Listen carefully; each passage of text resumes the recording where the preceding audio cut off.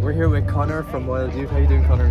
I'm very good. We've just come into the shade so that we don't don't get burn somewhere. our Irish Very skin. important. We got the SPF on today. So tell us, I kind of want to zoom out for a minute, right? So outside the Eurovision bubble, you're a huge band. So do you want to tell people who are viewing you for the first time around Europe, what is Wild Youth all about? What is your message to the world? What's your vibe? We are Wild Youth and we are a 4-piece band from Dublin, Ireland. I would describe our music as maybe pop rock, maybe some elements of electronic in it. And we've been a band for about 5 years. Dave is going to join. Go on, Ireland! Go on, Ireland! We've been a band for about 5 years and we've toured all over Europe. And we're very, very honoured to be here. Awesome. And it's been no secret that you've had Eurovision on your radar for quite a while, right? So why was it now? Why was now the right time? I think, honestly, after the pandemic, it just gave us so much time to think as a band, and it just like to think about everything and taking more risks in life in general, and not kind of just remaining in the same kind of loop. As much as we love touring more than anything in the world, but it just seemed like something we had always been interested in. We kind of felt after the pandemic, or like, kind of feels like now could be the right time to do it, because it's so cool and it's such an amazing thing to be a part of. That's amazing. And so, come on in. Oh, hello. You mentioned on the Late Late Show that many people told you like you're crazy to do it. Yeah. Like, what can you explain? Like, what is that sentiment among people in the music industry in Ireland? What do you think they feel about Eurovision that makes them weary of going for it? I don't think it's the Eurovision. I think it was because we were like, let's say, the known band.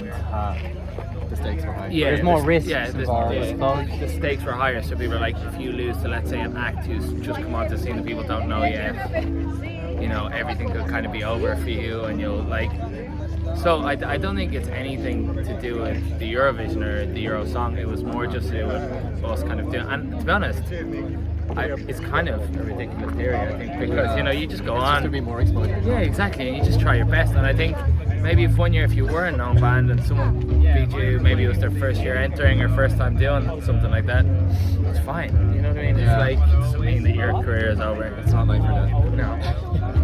And so how soon after you were selected, like how quickly did you have to start making decisions? Like I know you did a revamp, like the visuals, how quickly did you have to like make all those decisions?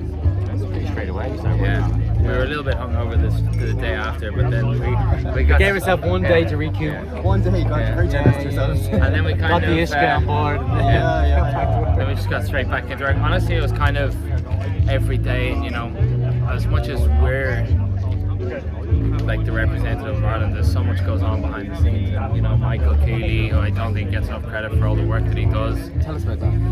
It's unbelievable. Like afterwards, I think I would speak to him maybe for like 4 or 5 hours every day. No joke. Really? Like more than I would speak to anyone, I would speak to him, and in terms of going through the staging and what second you're going to move a certain place on the stage, and he then has to go away and take that vision that's in our heads. Ladies and gentlemen, thank you all for joining us this special morning.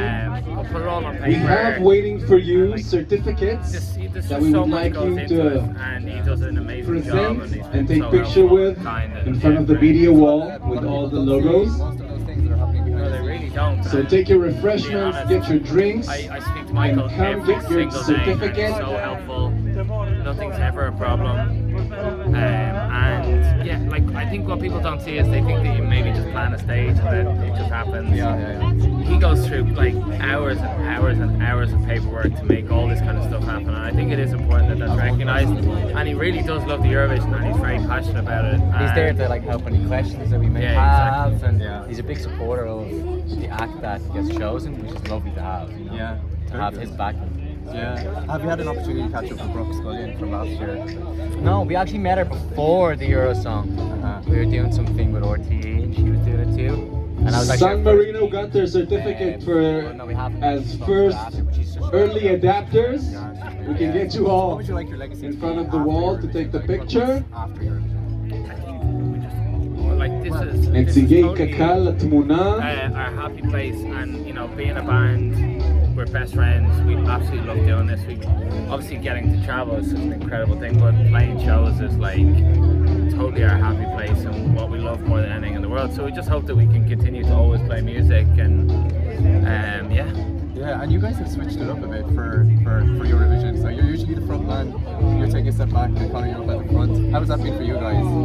Fine, just trying something Yeah. new. Dave had an accident, he broke his shoulder, and we kind of just made a decision. He was like, look, I think this song kind of suits you vocally, so I think, you know, maybe you should just do it. And, you know, it's been that way, and I think it's actually such an exciting thing because it just leaves so many options open to do, try so many different things, and it feels like quite a fresh, it's quite a fresh feeling. And After this, we can go forward and we can like sing together and share songs together, and you know, it'll become more different dynamic, I suppose, towards everything. So out of something really horrible, it became something beautiful, I suppose.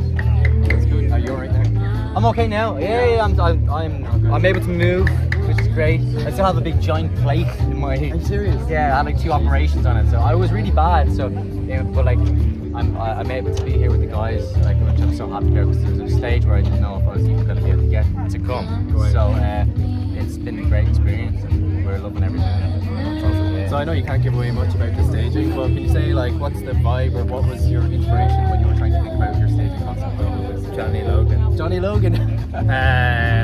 No, I think genuinely there is a slight element of it, but I think, yeah, anyone who's ever asked, I haven't really said it, so I don't want to say it really to anyone. And it's not like it's going to be a big secret and a giant reveal of like flamethrowers everywhere. Yeah, we're not gonna but be like, flamethrowers. I think just what we're trying to, we've always been a band who have incredibly big dreams and big ideas in our head, and I think what we've just tried to make the staging is what we would imagine a Wild Youth show in a stadium. Okay. So yeah, Which you've done a lot of.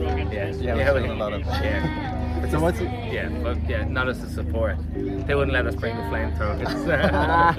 So more flamethrowers, more flamethrowers. So what is your message to all your fans back in Ireland? Because probably, I guess you don't hear as much of the support that there actually is, but what's your message to all those supporters back home? We just want to say hello and thank you for all your support. Honestly, if it's one message, it really means the world to us. And we are out here and we're working incredibly hard, and we really hope that we're doing you proud, and we hope we continue to do you proud, because we're very honoured to represent our country and be here. Fantastic. Well, you absolutely are. It's great to speak to you. Yeah, Can't so wait to good see you speaking tonight. to you. Cheers. Yeah, I look forward to it. Thanks. Appreciate it.